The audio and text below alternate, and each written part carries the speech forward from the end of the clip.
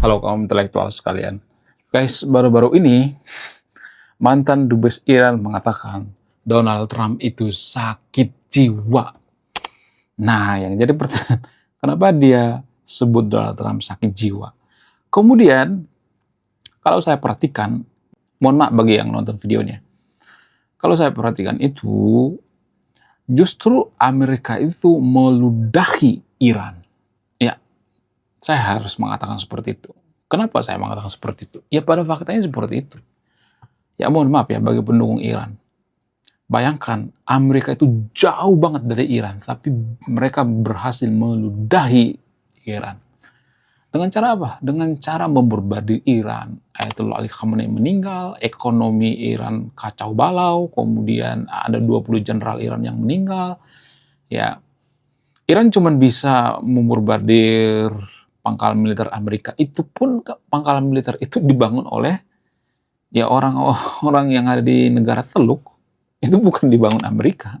Yang ngebangun itu ya negara-negara Qatar, Dubai dan sebagainya. Ya kalau pangkalan Amerika dimombardir ya yang bangun itu ya mereka-mereka juga gitu. Jadi itu artinya bayangkan ya, Amerika itu kan cuman ratusan juta ya penduduknya. Tapi umat muslim di seluruh dunia itu ada miliaran. Nggak berdaya ya, cuman ratusan juta meludahi ya negara seperti Iran. Dan apakah umat muslim berdaya? No, nggak berdaya. Saya harus minta maaf ya, saya harus ngomong apa adanya belak-belakan. Supaya apa? Supaya ada perubahan gitu. Jadi kalau kita tuh selalu mengatakan, oh yang menang itu Iran, kita itu nggak akan ada perubahan, nggak akan. Ya mohon maaf ya, hanya orang bodoh, orang tolol yang mengatakan bahwa Iran itu menang. Hanya yang menghibur diri yang mengatakan Iran itu menang. Ini susahnya ya, kita bicara jujur. Apa susahnya sih mengakui bahwa Iran itu kalah? Kalau kita mengakui Iran itu kalah, ya maka kita harus introspeksi diri gitu. Introspeksi diri, di mana kekalahan Iran? Di mana kesalahan Iran? Itu yang jadi pertanyaan. Salah satu kesalahan Iran itu ya berkali-kali saya mengatakan, kalau Iran itu kuat, ya ini saya kesel nih sama pendukung Iran ya. Kalau Iran itu kuat ya, Ayatollah Ali Khamenei tidak akan mungkin meninggal. Nggak mungkin. Itu sudah menjelaskan segalanya. Kenapa Ayatollah Ali Khamenei meninggal? Apa alasannya? Karena pertahanan militer Iran itu lemah, bodoh, intelijennya bodoh.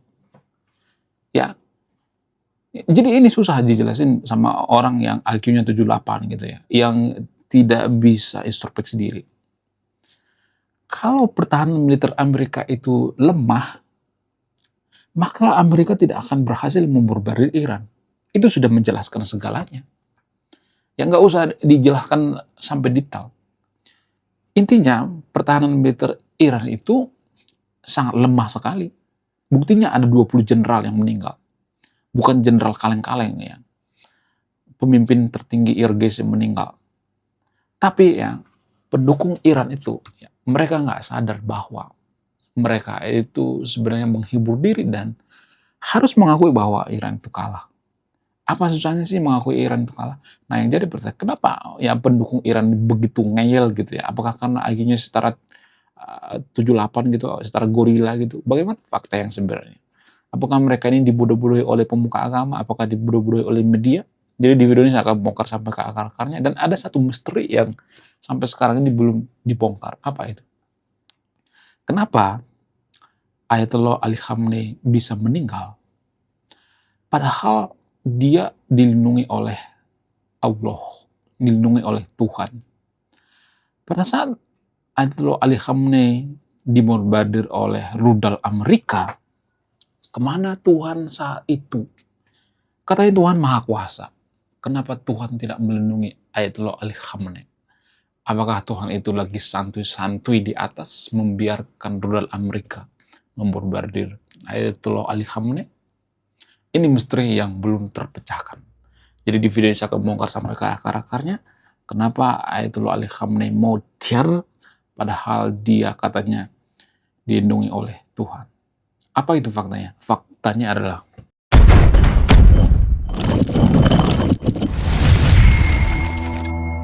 jadi baru-baru ini mantan dubes Iran di Konoha di salah satu televisi bernama televisi OON ya. Dia mengatakan bahwa Donald Trump itu sakit jiwa. Nah, yang jadi pertanyaan, mana yang lebih sakit jiwa ya daripada Ayatollah Ali Khamenei yang mengeksekusi lawan politiknya, yang mengeksekusi orang yang mendemo. Ada puluhan ribu orang yang dieksekusi oleh Ayatollah Ali Khamenei. Apakah Donald Trump mengeksekusi orang yang mendemo? Ada jutaan orang kemarin mendemo Donald Trump ya, dengan tagar "No King". Nah, yang jadi pertanyaan, kenapa Donald Trump itu tidak mengeksekusi? Padahal kan dihina tuh ya, Donald Trump tuh wajahnya jadi jelek-jelekin. Siapa yang paling sakit jiwa? Yang paling sakit jiwa itu adalah Ayatollah Ali Khamenei, junjungannya mantan dubes. Saya juga nggak tahu kenapa dia bisa dubes ya, habis-habisin duit negara aja. Kok bisa dubes seperti itu ya, mabuk agama gitu. Ya, ya berpihak gitu ya, berpihak pada seagamanya. Udah gitu diundang lagi kan pengamat abal-abal ya. Jadi kita harus fair dong. Sebenci-bencinya hanya dengan Donald Trump, ya. Sebenci-bencinya kita dengan Donald Trump. Donald Trump itu jauh lebih bagus daripada Presiden Konoha. Ya, saya berani bersaksi. Saya berani taruhan berapapun. Jauh lebih bagus Donald Trump daripada Presiden Konoha. Jauh dari semuanya. Kenapa bisa seperti itu? Buktinya Amerika negara superpower. Negara maju. Konoha boro-boro. Ya kan? Pejabat di Konoha itu beraninya sama rakyatnya sendiri. Amerika, tentara Amerika, pejabat Amerika beraninya sama rakyat negara lain. Itu lebih bagus daripada beraninya cuma rakyat sendiri. Ya kan? Mana lebih bagus? Pejabat yang beraninya cuma rakyatnya sendiri atau pejabat yang berani dengan rakyat orang lain? Amerika seperti itu. Pemerintah Amerika, Donald Trump itu berani dengan pejabat negara lain atau pemimpin negara lain. Apakah pemimpin kita seperti itu? Ya, nggak berani. Ya, kalau misalnya mengatakan, oh kita nggak nyari gara-gara kok, nggak nyari musuh kok, ya kenapa pejabat di Konoha memusuhi rakyatnya? Ya kan? Kalau mereka nggak nyari musuh, ya kan? Permasalahannya pilihannya cuma dua, ya.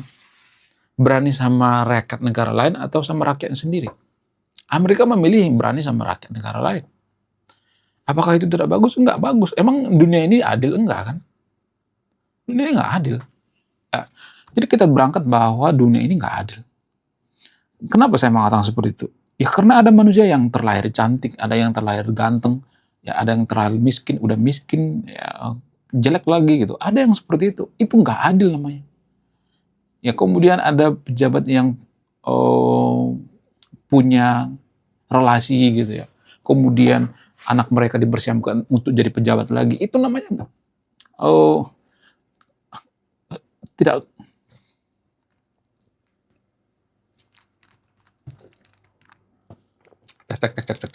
Itu namanya secara tidak langsung menjelaskan bahwa dunia itu nggak adil. Emang nggak adil gitu. Ya kalau dunia itu adil ya kenapa Ayatollah Ali Khamenei meninggal gitu. Ya itu namanya tidak adil. Nah justru itu pendukung Iran. Ya walaupun Iran itu nggak menganggap Konoha itu kelas 1 ya, kita tuh dianggap kelas 2 gitu ya. Kita dianggap babu gitu ya, dianggap orang-orang Iran gitu ya. Jadi gini ya, Anda harus introspeksi diri supaya ada perubahan gitu. Kenapa negara sekecil Amerika nggak takut dengan miliaran umat muslim? Kenapa? Itu kan yang jadi pertanyaan. Ya kan? Why? Apakah karena umat muslim itu seperti buih di lautan, seperti yang dikatakan oleh Guru Gembul? Saya tidak berpihak pada siapapun di sini. Saya mengajak yang untuk berpikir waras gitu. Kenapa gitu? Kenapa umat muslim itu tertinggal gitu dalam teknologi? Apa alasannya?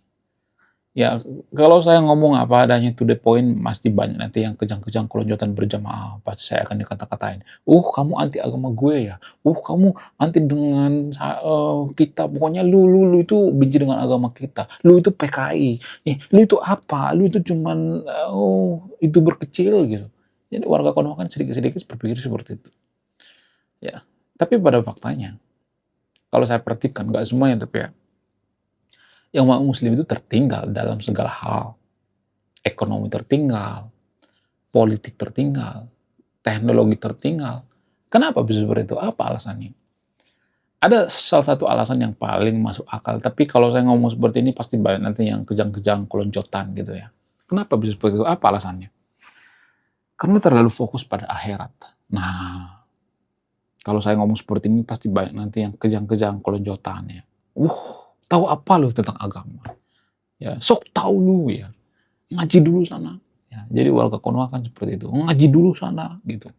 Ya, kalau udah kalah debat tuh ngaji dulu sana.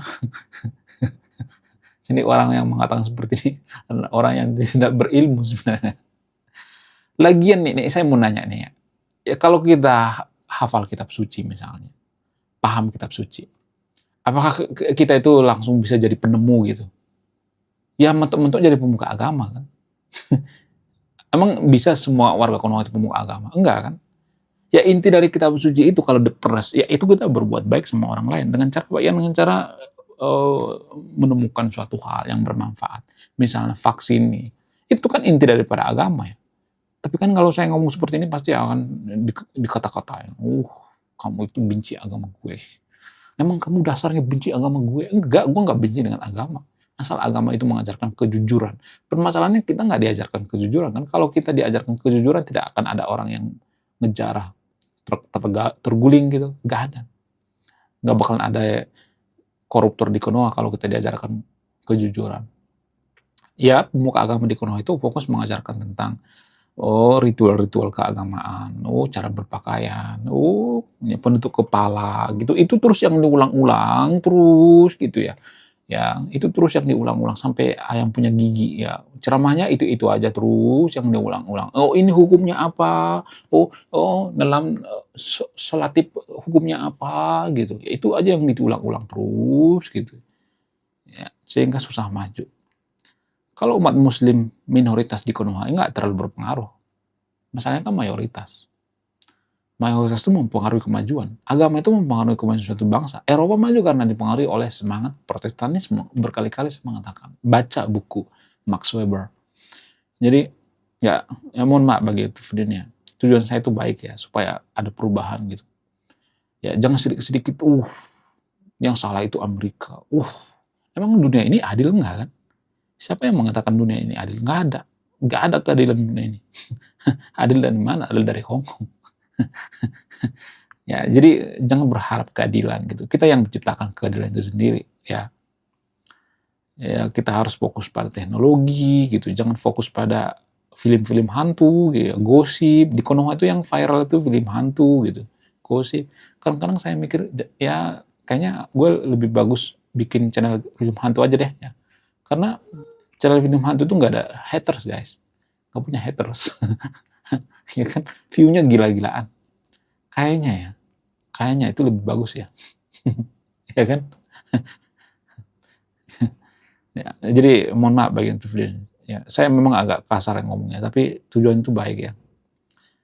Jarang orang yang ngomong seperti ini, karena kalau ada yang ngomong seperti ini, taruhannya nyawa guys, ini berbahaya sekali, sensitif gitu. Ya ini mengganggu otoritas agama. Ya, kenapa? Karena ada banyak yang diuntungkan daripada orang-orang yang goblok ini. Orang yang tolol ini gitu. Orang yang mabuk agama ini. Ya, jualan mereka laku gitu ya. Jualan-jualan yang berbau agama itu laku gitu. Jadi semua dipengaruhi oleh faktor ekonomi. Kenapa di Konoha itu banyak orang berhijab? Ya karena dipengaruhi oleh jualan hijab. Ya ini faktor ekonomi juga. Ya, dalil belakangan ya. Dalil bisa dicari belakangan ya. Ditafsirkan gitu ya. Bisa kok. Jadi motifnya ekonomi. Ya, menurut kalian gimana? Coba tulis komentar ya. Jadi guys, ya biar ada perubahan, ya kita harus introspeksi diri. Ya kita harus melihat kegagalan Iran, belajar dari kegagalan Iran. Kenapa Iran gagal? Karena teknologinya nggak maju. Kenapa teknologinya nggak maju? Karena Iran itu sibuk ngurusin akhirat gitu ya, ngurusin bentuk kepala, ngurusin hijab, semuanya diurusin ya, berbau akhirat. Nah, dunia ditinggalkan gitu. Harusnya kan fokus pada teknologi gitu untuk kebaikan ya, bukan untuk kejahatan ya. Supaya apa? Supaya jangan seperti ini ya. Ini jarang dipahami, ini jarang dibongkar. Ya mohon maaf bagi itu videonya. Saya tidak berpihak pada siapapun ya, disclaimer on ya. Ya terserah kalian mau berubah, mau nggak, bodo amat. Ya nggak ada urusan. Ya, karena kebetulan di Konoha itu mayoritas Muslim sehingga mempengaruhi gitu. Ya kalau minoritas nggak usah ngapain gitu. Orang minoritas juga. Yang paling mempengaruhi itu adalah mayoritas. Karena banyak keputusan kita sehari itu dipengaruhi oleh agama, cara makan, cara minumnya. Iya kan? Menurut kalian gimana? Coba tulis komentar ya. Belum kita lanjut. Jadi guys, kemarin ada yang nanya, lu apa sih kontribusinya bagi negara ini? Lu kontribusi saya ini guys ya. Nulis buku, judulnya Budi Tanpa Pekerti. Ini temanya bahas tentang agama. Kemudian sama luka. Kisah dalam buku ini ada seorang kiai bingung memilih antara menyelamatkan hutan atau menyelamatkan 1000 anak yatim. Link pembeliannya ada di pin komentar video ini.